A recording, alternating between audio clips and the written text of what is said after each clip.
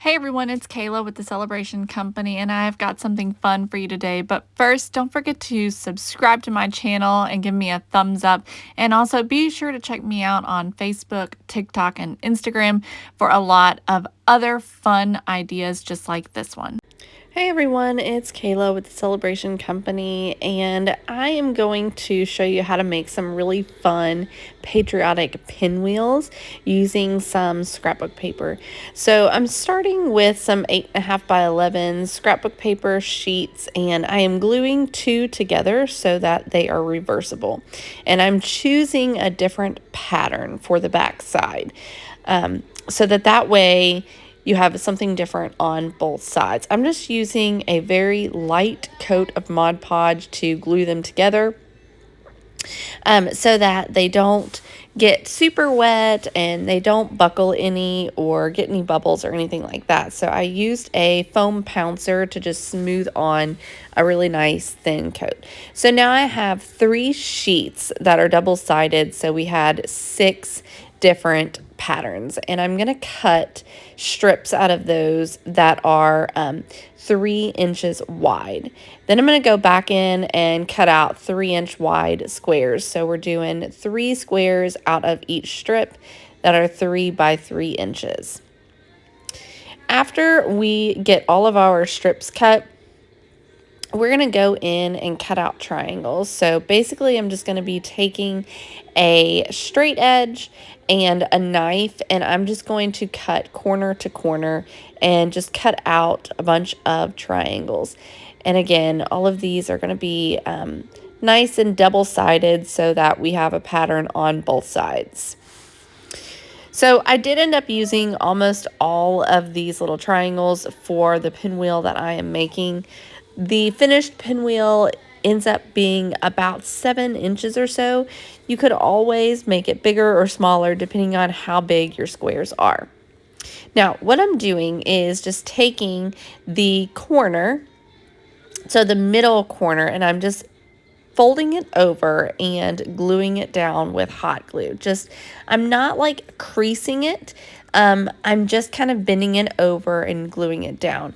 I'm leaving that sort of fold there, and I am alternating my patterns within each set. So you can see on some of them, like here, the ones I'm doing here, some of them have the plaid that's showing, and then some of them have the floral that's showing, and then the opposite color is coming through when it's folded over.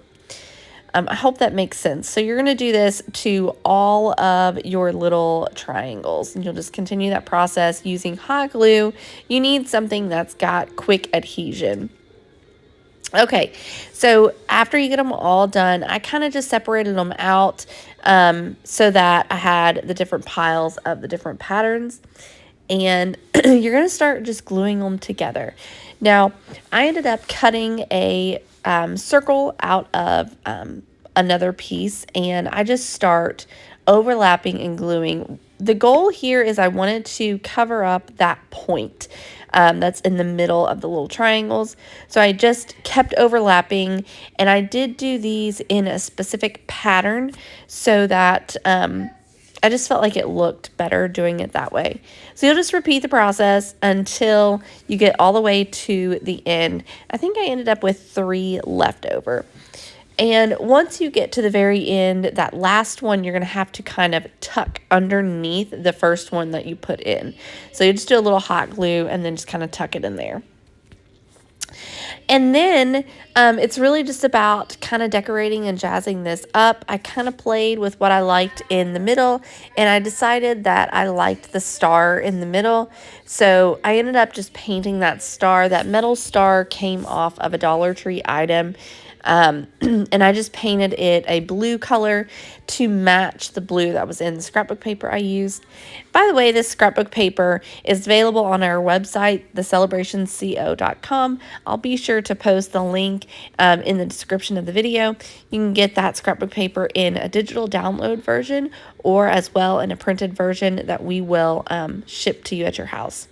Now, I did add a little bit of rust to it, so I just took some Mod Podge and a pouncer and just kind of pounced over the top edges with Mod Podge, and then sprinkled some cinnamon on top, and then went back over it with Mod Podge.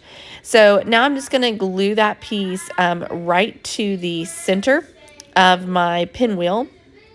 And then I'm going to take a dowel rod and paint it the same blue color. And then we'll just glue that dowel rod to the back side of our little pinwheel.